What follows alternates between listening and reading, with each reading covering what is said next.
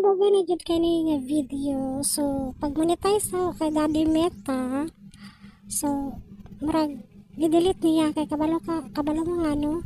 So, ang background music ani kay kanta gid siya. So dili siya fade kay maka-copyright ta, di ba? Ako i-repost, i-voice over para po, di ba? Sayang ko ng views ani. Pero delete yun ako ni siya. Nakita na ko siya dito sa support inbox party pagkadaghanan ako ng violation. So, dili din siya sa Kawas, sa Davao Beach. So, nag-tumitiri kay birthday sa kong papa pero nana siya sa kamot sa Ginoo.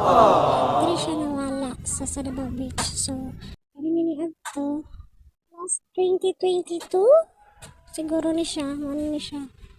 So, 2021 pa dyan ay siya, September, April manawala akong papa. So, dali mi nag-first birthday, nag-15 na ni siya, ani.